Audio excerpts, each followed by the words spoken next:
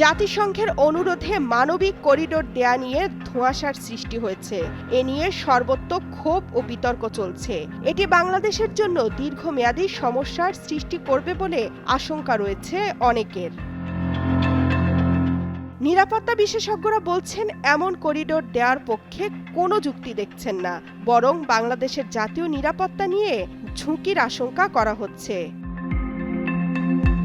Rakhine রাজ্যে দুর্ভিক্ষের আশঙ্কার কথা জাতিসংঘের তরফে বলা হলেও মিয়ানমার এমন কোনো আশঙ্কা করছে না। মিয়ানমার কিংবা আরাকান আর্মি কেউই মানবিক সাহায্য চায়নি।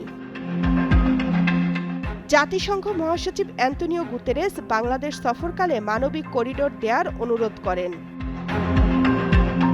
পররাষ্ট্র উপদেষ্টা তৌহিদ হোসেন জানান, সরকার মানবিক করিডোর দেওয়ার জন্য নীতিগত সিদ্ধান্ত নিয়েছে। তবে দেশের অভ্যন্তরে তীব্র সমালোচনার মুখে জাতীয় নিরাপত্তা উপদেষ্টা খলিলুর রহমান বলেন, করিডোর নয়, বাংলাদেশ আসলে প্যাসেজ দিচ্ছে। তার ভাষায় করিডোর আর প্যাসেজের মধ্যে বিস্তর তফাৎ। যদিও কি তফাৎ সে সম্পর্কে বিস্তারিত কিছুই বলেননি তিনি। ফলে একটা ধূম্রজাল তৈরি হয়েছে। এ নিয়ে সমালোচনা করা হচ্ছে বিএনপির পক্ষ থেকে। বিএনপি বলছে, এমন করিডোর বাংলাদেশকে যুদ্ধক্ষেত্রে পরিণত করতে পারে। বিএনপির ভারপ্রাপ্ত চেয়ারম্যান তারেক রহমান বলেন, করিডোর কিংবা বন্দর দেওয়া না দেওয়ার সিদ্ধান্ত অন্তর্বর্তী সরকারের কাজ নয়। এই সিদ্ধান্ত নেবে জনগণের ভোটে নির্বাচিত জাতীয় সংসদ বা জনগণের ভোটে নির্বাচিত সরকার।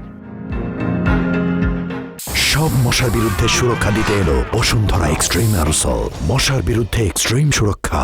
রোহিঙ্গা প্রত্যাবাসন তো দূরের কথা, নতুন করে 1,18,000-এর বেশি রোহিঙ্গা বাংলাদেশে ঢুকেছে।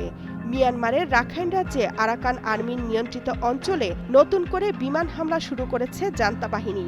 এমন পরিস্থিতিতে রোহিঙ্গাদের পাশাপাশি রাখাইনের অন্যান্য সম্প্রদায়ের বাসিন্দাদেরও নতুন করে বাংলাদেশে অনুপ্রবেশের শঙ্কা দেখা দিয়েছে। জাতিসংঘের আহ্বানে সাড়া দিয়ে দেশে দেশে করিডোর দেয়া হলেও সেগুলোর পরিণতি ভয়াবহ হয়েছে। বসনিয়া ও হার্জেগোভিনা যুদ্ধের সময় জাতিসংঘ মানবিক করিডোর বানিয়েছিল। তার ফলে সেখানে এখন ন্যাটোর স্থায়ী ঘাঁটি তৈরি হয়েছে। ইরাকে নো ফ্লাই জোনের নামে করা হয়েছিল মানবিক করিডোর। এখন দেশটিতে প্রতিষ্ঠিত মার্কিন সামরিক ঘাঁটি হয়েছে। মানবিক সহায়তা ও নাগরিক সুরক্ষার নামে ন্যাটো ও জাতিসংঘ লিবিয়ার বেনগাজিতে মানবিক করিডোর প্রতিষ্ঠা করে। এভাবে লিবিয়ায় মুয়াম্মার গাদ্দাফির পতনের পথ তৈরি করে এবং দেশটিকে টুকরো টুকরো করে দেয়। 2011 সালে গাদ্দাফিকে ক্ষমতাচ্যুত করার পর সমৃদ্ধ লিবিয়া এখন ধ্বংসস্তূপে পরিণত হয়েছে।